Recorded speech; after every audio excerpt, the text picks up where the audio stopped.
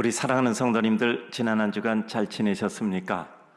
저도 우리 성도님들 기도해 주셔서 건강하게 잘 지내고 오늘도 기쁨과 기대 가지고 말씀을 전할 수 있게 되어서 감사하게 생각합니다.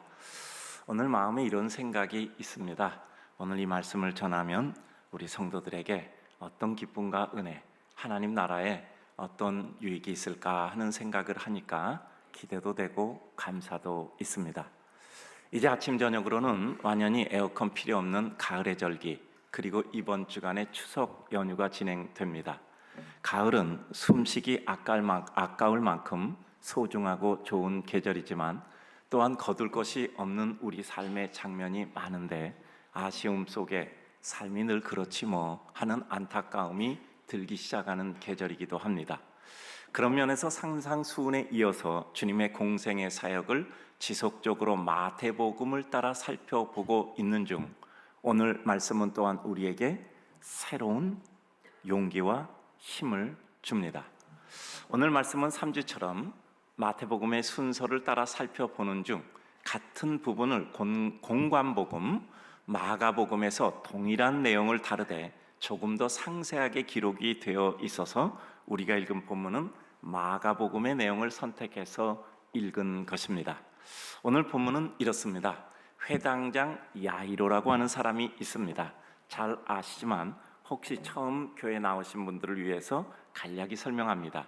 종교 사회인 유대에 있어서 회당을 관리하는 회당장이라는 사람은 예배를 주관하고 기도를 하고 율법서와 선지서를 읽고 설교를 할 사람을 택하는 일을 하는 사람입니다. 즉 유대 공동체에서는 존경을 받는 회당의 책임자입니다. 오늘 우리가 22절을 읽은 바대로 회당에 한 명의 회당장이 있기도 하고 또 어떤 회당에는 회당장이 여러 명인 경우도 있습니다. 중요한 것은 그들은 당시 존경을 받는 위치의 책임자였던 것입니다. 그런 회당장 중에 하나인 야이로라는 사람이 당시에는 아직 예수 그리스도에 대해서 많은 사람이 공적인 인식을 하지 않는 그런 상태에서 예수님을 급히 찾아와 그의 딸이 죽게 되었으니 예수님이 오셔서 그의 딸을 살려달라는 것입니다. 그것도 당시의 예로서는 최상급자를 대하는 경외의 상징인 예수님의 발 아래 엎드려 간곡히 구한 것입니다. 그의 표현을 그대로 옮기면 23절, 내 어린 딸이 죽게 되었사오니 오셔서 그 위에 손을 얹으사 그로 구원을 받아 살게 하소서라고 간구한 것입니다. 아직까지 예수 그리스도에 대한 지극한 찬사 그리고 논란이 병행되는 시점에 분명히 예수 그리스도가 하나님의 아들이요 온 세상의 능력을 가진 천지 만물의 구주라는 것을 그는 분명한 확신으로 가진 것을 보여주고 있는 대목입니다. 혹은 이렇게 해석할 수 있습니다. 그의 다급함이 이러한 분명함으로 인도하였다라고 생각할 수도 있습니다. 과정은 그래서 야이로의 집으로 가는 도중 중간에 12회를 혈루병으로 고통당하던 여인이 예수님의 옷깃을 만짐으로 고침받는 사건으로 인해 시간이 지체됩니다. 결과는 어떤 이유에서건 지체된 그 시간으로 말미암아 그 딸이 지체된 시간을 기다리지 못하고 세상을 떠난 시간에 도착하게 되는 사정이었습니다. 그때 오늘 본문의 후반부 장면이 기록됩니다. 회당장 집에서 사람들이 와서 얘기합니다. 35절, 이미 딸이 죽었으니 선생님이 하실 역할이 없습니다. 괜히 수고하시게 마소서라고 이야기합니다. 그때 예수님 말씀하십니다. 어찌 떠들며 우느냐? 이 아이가 죽은 것이 아니라 잔다. 사람들의 반응, 그 예수님의 말씀을 듣고 비웃었다라고 기록하고 있습니다. 예수님 그 반응에 개의치 않고 의연히 어린 딸이 있는 곳으로 가십니다. 그리고 아이의 손을 잡고 달리다 굼, 아람어로 달리다라는 뜻은 작은 소녀야, 굼 일어나라라는 뜻의 합성어 달리다 굼, 작은 소녀야 일어나라라고 말씀하십니다. 소녀가 일어나 걷습니다. 사람들이 어떻게 달라지죠? 크게 놀라고 놀라거늘 이라고 그들의 달라진 상황을 묘사하고 있습니다. 이것이 오늘 마가복음 5장 21절에서 43절에 기록된 본문의 내용입니다. 중간에 혈루병 환자 고치는 장면이 포함되어져 있습니다. 오늘 본문은 믿음이란 무엇이고 우리 믿음의 생활과 교직되는 생활 믿음의 장면에서 우리는 어떻게 믿음을 실현하며 삶의 실체와 실용으로까지 체화하여 구현하는가를 보여줍니다. 조금 더 살펴봅니다. 첫째, 종료된 상황. 35절 보면 당신의 딸이 죽었나이다. 어찌하여 선생을 더 괴롭게 하나이까? 예수님 오셔도 필요 없다라는 뜻이죠. 사람들의 해석과 판단으로는 이미 모든 상황은 종치고 막 내린 종료된 상황이었습니다. 야이로의 딸이 죽었으니 숨을 쉬지 못하니 죽었다라고 그들은 판단할 수밖에 없죠. 이 모든 판단은 그들이 이제까지 살아오면서 터득한 삶의 지식과 지혜에 근거하고 있는 것입니다. 숨쉬지 않으면 죽었고 다른 어떤 의미가 없는 고정된 상태라고 믿을 수밖에 없는 삶의 체험과 경험, 지혜, 지식을 갖고 있는 거죠.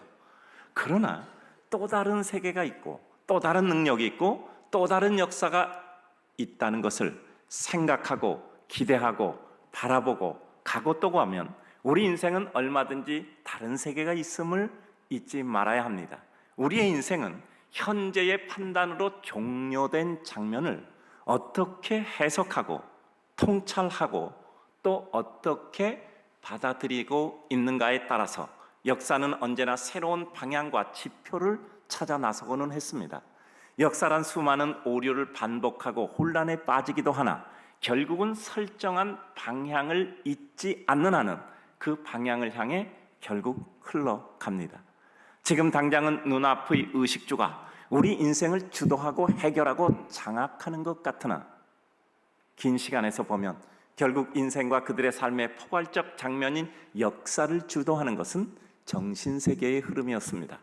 믿음이란 그 모든 정신세계의 전부를 능가해 이끌어가는 현 세계를 능가하는 영원의 세계이기에 결국 현재 지상의 역사는 하나님의 뜻과 섭리에 의하여 영원으로 움직여 갈 수밖에 없습니다. 따라서 우리는 하나님의 뜻과 섭리를 파악하고 이해하고 그 가운데 실려가며 그 섭리의 뜻을 이루기 위해 애쓰고 실현하는 것이 믿음의 백성의 축복의 모습인 것입니다.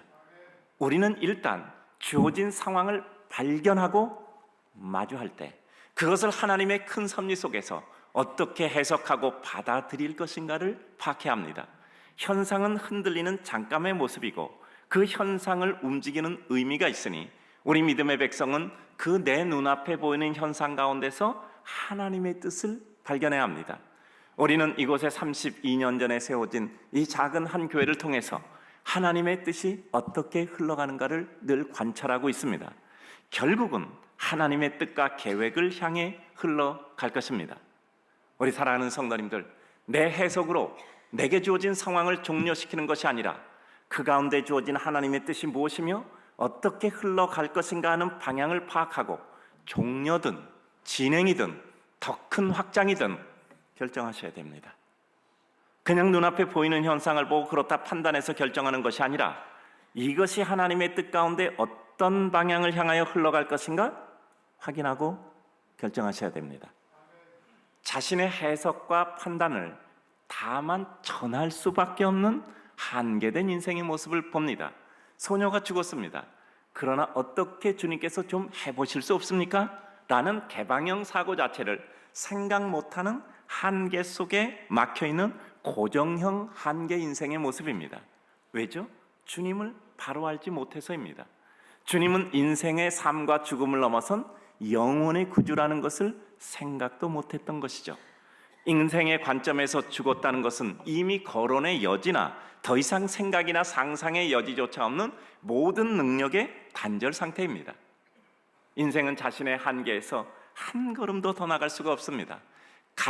길이 있다면 그 한계를 넘어서는 정도가 아니라 그 한계가 파괴되고 그 한계가 넓혀져 확장되어야만 다음 단계로 갈 수 있을 뿐입니다. 순간의 논리로 어떻게 영혼의 개념을 이해할 수 있겠습니까? 죽음이란 논리로 어떻게 영원한 생명이라는 논리를 이해할 수 있겠습니까? 그래서 요즘 우리가 그 말씀을 따라온 대로 새 포도주는 새 부대에 담아야 합니다. 병든 자에게 의원이 필요하다는 새로운 적용처의 확정을 해야 됩니다. 지붕을 뜯어 구멍을 내는 전혀 다른 세계의 사고와 기대의식의 전환이 필요합니다. 산상수훈은 우리들에게 개선이 아니라 판을 바꾸어야 진정한 진리가 우리들에게 주어진다는 것을 가르칩니다. 오리 가자 하면 심리 가라, 걷어달라 하면 속옷 주라, 바꾸자 하면 주라. 이것은 개선으로 되지 않고 근본의 틀을 바꾸는 기준과 가치, 평가, 수준의 교체입니다. 예수 믿으면 우리는 부분이 바뀌는 것이 아니라 삶을 바라보는 근본적인 시각이 바뀌는 것입니다. 어느 날 내가 쓰기 위해서 일하고 소득했어요. 그런데 어느 날 누구에겐가 주고 싶어 일하고 소득합니다. 나 위해서가 아니라 남을 위해 수고하니 기운이 빠지는 것이 아니라 더 힘이 납니다. 전혀 다른 세계입니다. 우리 인생의 갈림길은 언제나 종료된 상황을 어떻게 판독했느냐에 따라 달려 있습니다. 고통을 징계라 규정하면 고통을 참아야만 합니다. 벗어날 길이 없으니 참다 죽어야만 합니다. 그러나 혹은 징계라 할지라도 하나님의 징계는 끝이 있고 그 하나님은 사랑이시기에 징계의 끝은 새로운 기회다 여기면 고통의 순간은 달라집니다. 고통을 통해 나를 넓혀주시고 새 능력과 새 지경을 확장시켜 주시고 인생에 대한 더 넓은 이해를 위해 주시는 은총의 기회라 여기면 이 기회에 너무 많은 것을 섭취하고 소득하고 기쁠 수도 있습니다. 오늘 본문에 등장하는 사람들은 일단 죽음을 끝으로 보았던 겁니다. 주님이 계셨던 것에도 불구하고 끝난 것은 끝난 것이었습니다. 주님은 시작과 끝이 동시에 이루어지는 초월가, 능가의 주님이심에도 불구하고 말입니다. 종료된 상황이었습니다. 두 번째입니다. 사람들과는 다른 예수님의 상황 해석에 대해서 살펴봅니다. 39절, 이 아이가 죽은 것이 아니라 잔다. 사람들은 죽었다, 끝났다라고 종료를 선언했습니다. 그러나 예수님은 그 사람들과는 다른 그 상황에 대한 해석을 부여하였습니다. 죽은 것이 아니라 잔다. 왜 예수님은 사람과 다른 상황 해석과 판단을 말씀하셨을까요? 모든 논리는 그것을 보거나 의도를 가지거나 계획하는 자의 능력에 따라 논리가 정리됩니다. 무거운 돌이 있어요. 돌 들을 힘이 없는 사람에게는 들 수 없다라고 논리화시켜 갑니다. 들 힘이 있는 사람은 그것을 들어서 어디다 놓을까, 어떻게 처리할까 범위를 넓혀 생각합니다. 논리의 구조, 행보가 다르다는 사실입니다. 예수님이 사람과 달리 죽은 것이 아니라 잔다라고 하신 것은 그 주님은 그 소녀를 살릴 수 있으니까 당연하게 하신 말씀입니다. 그것이 주님에게 논리예요. 인간과는 다른 상황 해석과 판단은 주님은 우리 인생과는 다른 성자 하나님으로 인생의 모든 것을 운행 섭리하시는 구주 예수 그리스도이시기 때문입니다.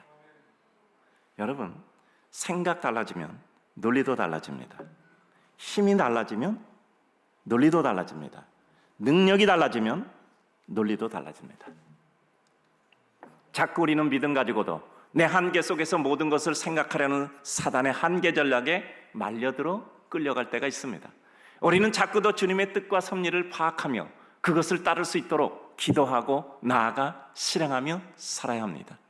믿음은 결국 나 자신을 넘어 주님의 생각과 계획과 뜻으로 건너가는 것입니다. 우리는 물고기 2마리, 떡 5개가 있을 때 어떻게 생각하시겠습니까? 야, 이것 가지고 오늘 점심 맛있게 먹어야 되겠다 하는 소확행, 아주 작은 확실한 행복을 누리시겠습니까? 야, 이 5병이어 가지고 5,000명을 먹여야 되겠다고 생각하십니까?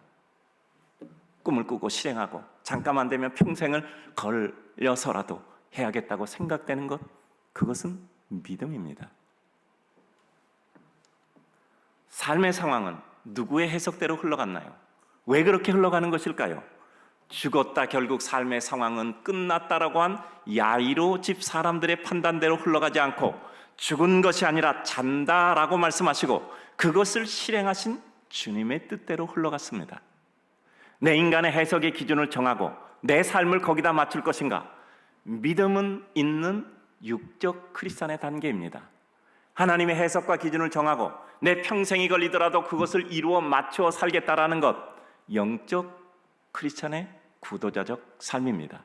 우리의 삶은 끊임없는 해체와 통합, 즉 자기 부인과 새 역사의 불을 붙여감, 불꽃이 됨이 반복되는 과정입니다. 늘 해체되고 늘 다시 통합되어 우리는 새로운 역사에 나를 부인함으로 불을 붙여가는 불꽃이 되는 것이죠.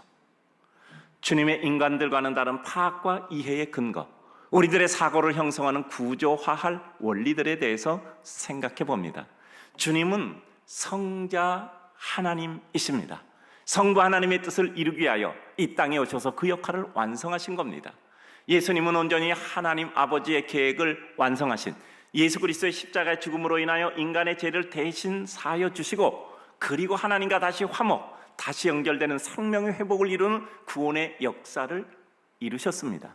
죄로 인해 죽을 수밖에 없는 인생에 대한 사랑으로 십자가에 못 박힘으로 대죄의 대가를 치르시고 인생들에게 회복, 생명의 구원을 얻게 하셨습니다. 부활로 말미암아 죽음의 권세를 분명히 깨고 회복하심을 보여주셨던 것이죠. 이의 인생들도 가장 잘 사는 길이 있다면 그것은 주님을 따르는 것입니다. 하나님이 우리를 향한 그 뜻과 계획과 섭리를 이루고 완성하는 것이죠. 자연 속에 계시되었고 하나님의 말씀 속에 선명히 기록되어져 있습니다. 인생의 구도자적인 삶이란 그 뜻을 보다 명확히 보고 깨닫고 실행하며 이루는 감격 속에 사는 것입니다. 한마디 요약을 굳이 해야 된다면 주 너의 하나님을 사랑하라, 그리고 내 이웃을 내 몸같이 사랑하라는 사랑의 실현으로 율법을 완성하는 것입니다. 우리는 능숙한 생활의 달인으로 살아가는 것을 넘어서서 능숙한 하나님의 뜻, 사랑의 실현의 달인으로 살아가는 것입니다. 그 길이 멀리 보고 큰 틀에서 보고 더 깊이 관찰하고 반복해서 보고 또 보고 불신의 확인이 아니라 힘을 얻는 확인을 거쳐 흔들림을 넘어가는 것입니다. 마지막 세 번째입니다. 눈앞에 일어난 일로 인해 사람의 평가와 마음은 어떻게 흘러갔던가요? 변화죠. 40절, 그들이 비웃더라. 42절, 사람들이 곧 크게 놀라고 놀라가는. 자, 우리 40절 42절 읽습니다. 시작. 그들이 비웃더라. 사람들이 곧 크게 놀라고 놀라가는. 40절, 그들이 비웃더라. 사람들은 왜 비웃는가요? 그들의 생각의 한계를 벗어남에 대한 당혹함입니다. 내가 생각도 못했던 일을 이야기하네, 행하네. 당혹함이죠. 혹은 부인할 근거 빈약함에도 불구하고 다만 다르다는 사항만으로 익숙지 않아 받아들이지 않는 것입니다. 자신 스스로의 한계를 넘는다는 것이 어려워 오히려 부정과 비난, 비웃음으로 그 간격을 채우려 함입니다. 인류의 역사 발전이란 이 부정적인 비웃음을 넘는 바른 한계를 넓힘으로 진행이 되었던 것입니다. 진리의 길 역시 마찬가지입니다. 선교의 역사도 마찬가지입니다. 사단이 비웃지도 않는다면, 누군가 나를 방해도 않는다면 그것은 하나님의 일도 아닙니다. 그 비웃음의 의미는 무엇이며 그 비웃음 앞에 우리는 어떤 생각을 해야 할까요? 비웃음의 의미 역시 우리는 그들의 한계를 인정함으로 파악하고 인정해 주어야 해요. 그들은 어쩔 수 없이 비웃을 수밖에 없는 겁니다. 그것이 그들의 한계예요. 우리는 어떻게 그들을 설득해 갈 것인가로 오히려 우리의 은혜와 주님 능력의 지평의 세계를 넓혀야만 합니다. 어려움이 있을 때 어렵다라고만 하면 그 역사는 소멸됩니다. 어려움이 있을 때 이 어려움의 극복을 통해 새로운 지평을 넓혀가야 한다는 선교적 확장과 복음적 은혜의 확장과 사랑의 완성이 기독교적 가치입니다. 비웃음 앞에 행하신 예수님의 모습은 무엇입니까? 잘 보셔야 돼요. 예수님은 그저 의연하게 그가 계획하신 일을 순차 따라 하셨을 뿐입니다. 가장 좋은 대처는 힘을 아끼고 분배해 가장 중요한 본질에 집중하는 것이죠. 여러분, 취미와 전문의 수준이 뭔지 아시죠? 취미는 여러 가지 다 하고 싶고 실험의 폭이 아직은 넓어요. 전문의 수준은 여러 가지 다 하고 싶지만 그 중에 정말 내 모든 것을 다 쏟아서 하고 싶은 한 가지가 보이는 겁니다. 그것에 집중해도 아쉬움이나 안타까움이 없죠. 실험을 거쳐 비로소 길을 찾은 것입니다. 이것이 취미와 전문의 차이입니다. 세상 오래 살아보셨으니 이제 주님 나라 바라보며 이 세상 살아도 이 세상에서 하나님의 뜻 이루실 마음의 각오가 되셨을 줄로 믿습니다. 뜻 정하면 분명히 달라집니다. 42절, 사람들이 크게 놀라고 놀라거늘. 사람들은 왜 놀라는가? 전혀 생각도 못했던 자신들의 생각과 상상 이상의 역사가 일어나기 때문입니다. 그 놀람 앞에 우리는 무슨 생각을 가져야 합니까? 왜 비웃던 사람들이 왜 그렇게 크게 놀라고 놀랄까? 그 생각 앞에 우리는 무엇을 생각해야 할까요? 나 자신을 돌아봐야죠. 주님을 비웃는 상황을 놀라운 상황으로 바꾸시는 주님을 바라보며 나는 지금 무엇을 하고 있는가를 살펴보고 결심해야 합니다. 주님은 비웃는 상황을 놀라고 놀라는 상황으로 바꿨는데 나도 나를 비웃는 상황을 정말 그들이 놀라고 놀라는 상황으로 바꾸고 있는가? 그리고 내가 믿는 예수 그리스도를 비웃는 사람을 놀라고 놀라 주님 앞에 그들이 마음을 바꾸게 하는 역사를 나는 이루고 있는가를 우리는 돌아봐야 합니다. 우리도 내 삶에서 사람들이 놀랄 만한 일을 의연히 그리고 수시로 행해야 합니다. 어려울 것 같으나 의외로 그렇지만 않은 일도 많습니다. 우리의 수준을 높이면 돼요. 여러분, 최선 다했는데 못해서 죄송합니다. 저는 그 말 믿지 않습니다. 최선을 다한 것이 아니라 자기 수준의 최선을 다한 거예요. 그 일이 이루어질 최선을 다한 것이 아니라, 그러면 우리는 길이 있잖아요. 우리의 최선의 수준을 높이면 돼요. 최선을 다했는데 안 된다고 말하지 마시고 최선을 다했는데 아직도 부족하니 제 최선의 수준을 높이겠습니다. 그것이 정답 아닐까요? 우리에게는 당연한 것이 사람들에게는 놀라운 일이 있습니다. 오리 가고자 하면 십리 가고 겉옷 달라고 하면 속옷 주고 하나 주어서 감사할 때 10개를 줄 수 있다면 놀랄 수 있지 않겠습니까? 하나 주어서 기쁜 사람에게 10개를 한꺼번에 주면 놀라지 않겠습니까? 한 번 도와서 감사한 사람에게 10년을 돕고 20년을 돕는다고 하면 놀라지 않겠습니까? 그보다 한 수준 높아지면 돼요. 이것이 안 되는 것은 마음이 없어서가 아니라 능력이 되지 않아서인 경우가 많아요. 삶의 많은 경우 마음이 없어서가 아니라 그 마음 먹을 것을 실행할 여건이 안 되므로 반복된 상황 속에서 시리와 함께 떠내려가고 오히려 비난함으로 나의 부족을 합리화시키고 심적 위로의 그늘에 숨으려고 하는 것이죠. 그러다 보니 삶의 어두움은 거두어지지 않고 반복된 어둠의 익숙함이 우리를 고정시켜버립니다. 무서운 것은 생활의 고정화가 사고의 고정화까지 시킨다는 거예요. 삶에 지치고 지키다 보면 우리 생각조차 지치는 거예요. 그래서 우리 늘 말하잖아요. 적응하지 말라. 쉽게 모든 것에 적응하지 말라. 전 매우 중요한 문구라고 생각합니다. 너무 어려움에 잘 적응해서 어려움을 어려움으로 여기지 않는데 그것이 좋은 쪽이 아니라 나쁜 쪽으로 사용될 때 인생은 슬픈 겁니다. 당연히 내 삶은 어려워. 당연히 안 되는 거야. 그렇게 적응하시면 안 돼요. 그건 적응해서 될 일이 아니라 그것은 극복해서 될 일입니다. 우리 사랑하는 성도님들, 적응해야 될 일을 적응하고 적응하지 않고 극복할 일은 극복하셔야 돼요. 어려워서 포기하는 것으로 적응하는 것이 아니라 어려워서 극복하는 쪽으로 적응하셔야 돼요. 고통스러워서 그냥 하나님의 뜻이다라고 생각하는 것이 아니라 이 고통을 기쁨으로 삼을 수 있도록 기도하는 일에 적응하셔야 돼요. 능력이 없다고 포기하는 것이 아니라 그 능력을 한 걸음이라도 더 습득해 가는 것입니다. 믿음의 사람에게는 그 부족의 부분을 긍휼히 여기시는 하나님의 자비가 실제 능력으로 존재합니다. 우리에게 전가의 보도는 하나님의 불쌍히 여기심이에요. 우리는 하나님의 그 불쌍히 여기시는 곳까지는 가야 하는 것입니다. 왜 이런 평가의 변화가 일어나며 이러한 평가의 변화 앞에 우리는 무엇을 해야 합니까? 이런 평가의 변화는 왜 일어납니까? 눈으로 보고 마음으로 느끼고 생각으로 인정할 수 없는 사실의 체험에서 일어나는 거예요. 사람이 바뀌는 것은 우리들에게 일어나는 관념적 논리에 의해서 바뀌지가 않아요. 관념적 논리가 세상에서 실제적으로 체험될 때 그것의 실증을 통해서 사람들은 바뀜의 방향을 정하게 되는 거예요. 그래서 우리는 그 실제를 만드는 것이 부도자의 길이에요. 성경을 읽어주는 것이 아니라 그들이 우리의 삶을 보고 그 성경을 읽혀질 수 있도록 해야 되죠. 어렵죠? 그러나 그것은 하나님이 하시는 일이기에 우리는 하나님께 우리를 내어드릴 뿐입니다. 많은 경우 믿음은 체험을 통해 더욱더 분명히 발전합니다. 그래서 우리의 믿음은 관념의 유의가 아니라 생활 속의 체험이고 실용이고 삶 속에 살아있는 진리라고 믿습니다. 말씀이 내 생활 속에 힘이 돼야 하고 기도가 내 삶 속에 이루어지는 것이 우리의 삶입니다.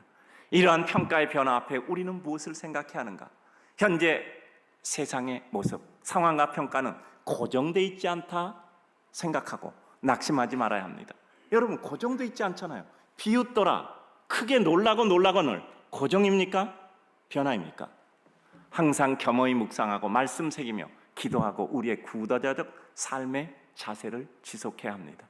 물은 높은 곳에서 낮은 곳으로 흐르고 하나님의 은혜는 겸손한 곳으로 흐른다는 사실을 잊지 말아야 합니다.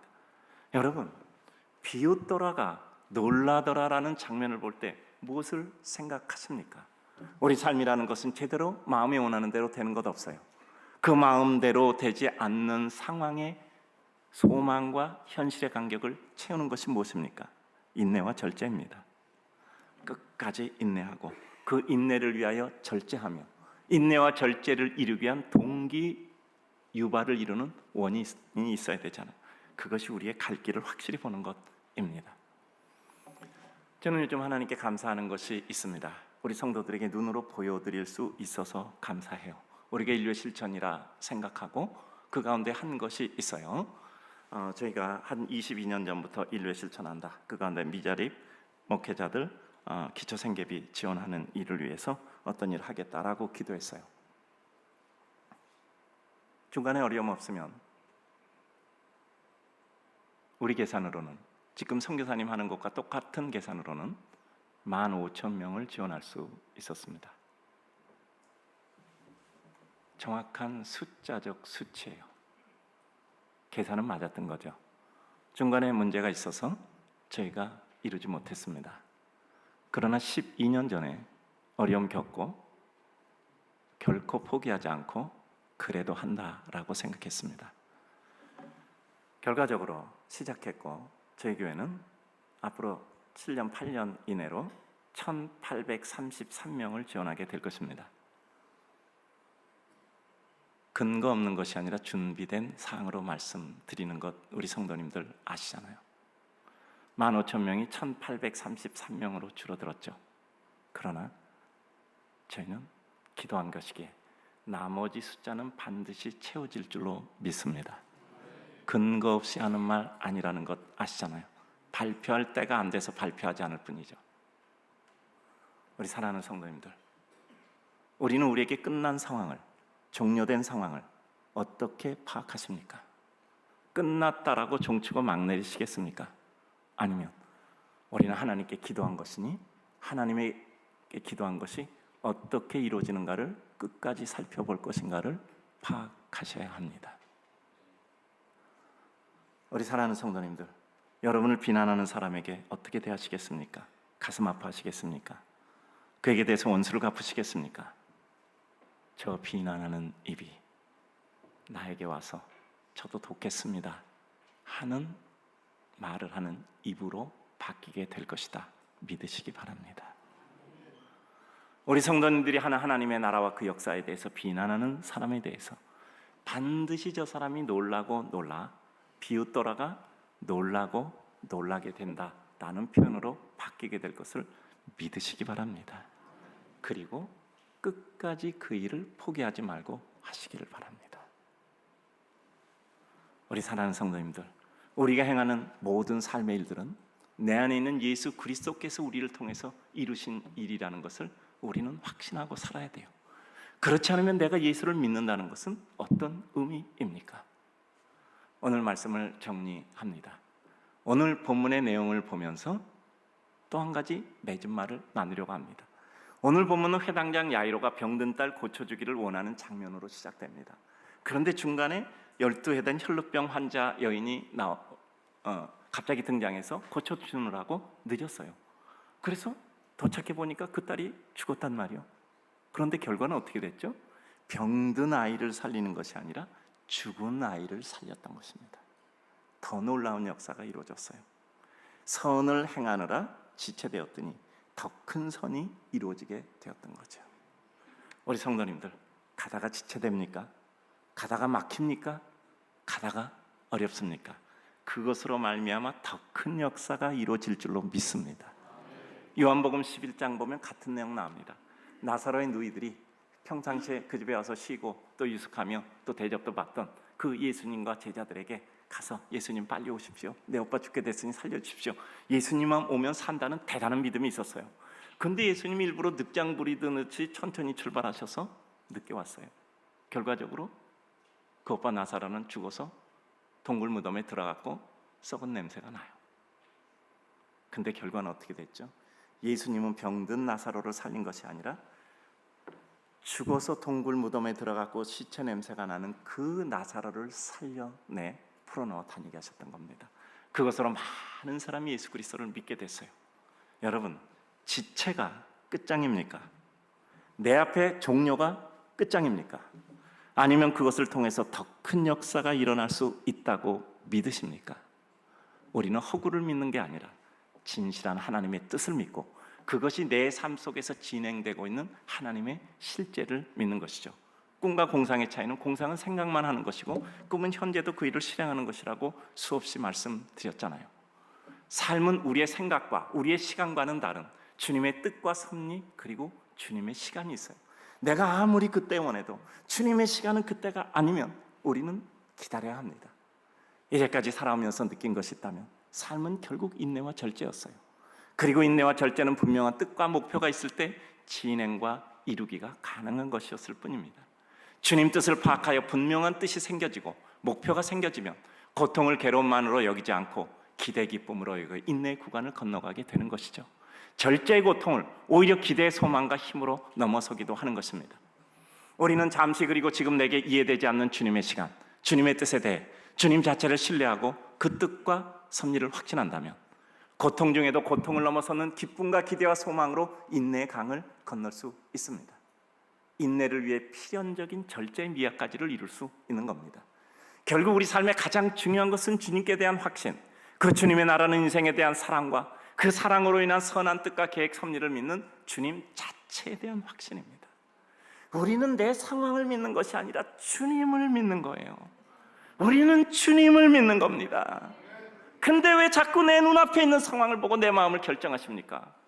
그리고 그것은 우리에게 주님의 시간을 이해하기로 결심하고 주님의 시간을 이해해야 돼요. 기대하고 인내를 왕성하고 필요한 절제를 감당하는 것입니다. 그러므로 오늘 본문처럼 이미 끝난 상황이라 할지라도 내 인생 끝났어, 이 일은 끝났어, 내게는 기회는 이미 박탈됐어 라는 상황에서도 그 상황과 여건과 놓여진 상태를 어떻게 해석하고 파악할 것인가, 주님의 뜻을 파악하여서 주님의 은혜와 사랑 그 능력을 믿는 믿음으로 주님이 그러하셨듯 이러저러한 사족 달지 않고 의연히 우리의 길을 가는 겁니다. 주님은 어떻게 하셨죠? 이러저러한 설명 안 하셨잖아요. 설명했습니까? 그죠? 잔다 얘기하시고 뜨벅뜨벅 걸어가서 살려내셨을 뿐입니다. 억울하다 설명하지 마세요. 그냥 뚜벅뚜벅 가서 완성하시면 됩니다.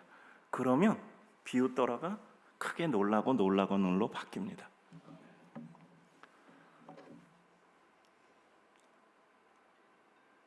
비웃던 사람의 야유와 조소는 놀라고 놀라는 경이로움과 찬탄으로 바뀔 겁니다. 인생, 인심, 그리 고정된 것만이 아닙니다. 꽃 피기도 하고 그 꽃 지기도 합니다. 믿음은 순간의 현상과 형태, 형체를 하나님의 뜻이라 하지 않습니다. 그것을 포함한 하나님의 큰 뜻 전체를 섭리라 하고 믿음의 눈으로 보는 거예요. 그 뜻을 이루어드림을 믿음이요 믿음의 삶이라고 합니다. 우리 사랑하는 성도님들, 끝났습니까? 끝났다 생각하십니까? 고통스럽습니까? 되는 일이 없습니까? 이제 해봐야 괜한 일 한다 생각하십니까? 아니죠. 우리는 놓여진 삶의 상황, 현 상태라는 시험 문제지를 다시 한번 깊이 살펴보고 읽고 파악하고 해석하셔야 돼요. 우리 앞에는 오늘도 삶의 시험지가 놓여져 있어요. 이 시험지에서 나에게 원하는 정답은 무엇인가를 파악하셔야 됩니다. 그렇지 않으면 엉뚱한 답 쓰십니다. 다시 한번 복습합니다. 우리 한번 1번 한번 읽어주세요. 1번 2번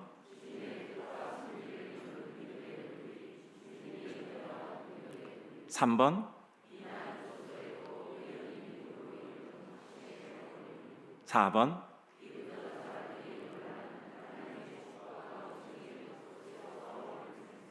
되시기를 주님의 이름으로 축복합니다.